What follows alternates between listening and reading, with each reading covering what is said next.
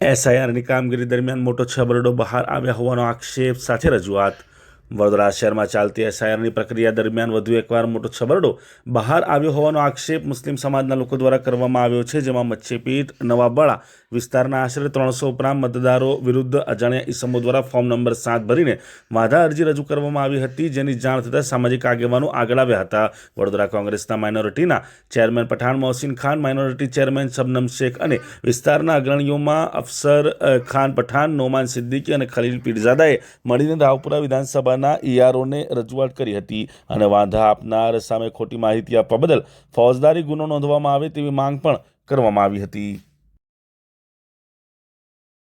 એવી છે કે આપણે જે ફોર્મ 7 છે એના અંદર આપણે એકરાર નામું છે. આ સાહેબ આ પર્ટિક્યુલર છે. અમે જે વાંધા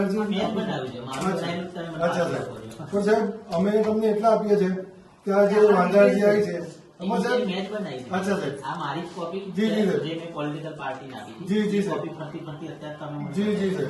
હવે સાહેબ એમાં એવું છે કે આપણે જે ફોર્મ નંબર 7 માં એકરાર નામું છે એમાં કે ભાઈ ખોટી વિગત આપી કે કશું પણ થાય તો એના વિરુદ્ધમાં આપણે ફોજદારી ગુનો નોંધવો.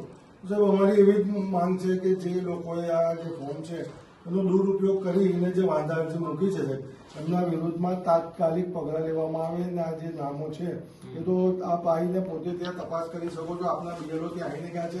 ઓલરેડી અમે બધા જ ડોક્યુમેન્ટ્સ એમને સબમિટ કરેલા છે. 2-3 પેઢીથી લોકો ત્યાં જ રહે છે સાહેબ.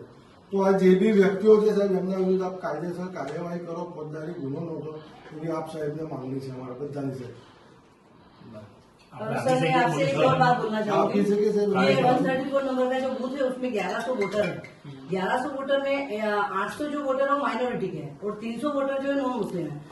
वांधा अर्जी अगर किसी ने जो असामाजिक जो भी तत्व है जिन्होंने वांधा अर्जी करी है तो वो उन्होंने स्पेशली एक ही कम्युनिटी को टारगेट किया हुआ है कि वो 800 के अंदर से 827 फॉर्म थे मुस्लिम्स के, उसमें 430 उनके फॉर्म जो ये इसके अंदर वांधा अर्जी रखी है. तो वो जो 300 नॉन मुस्लिम फॉर्म थे उसके अंदर एक भी सर नहीं है.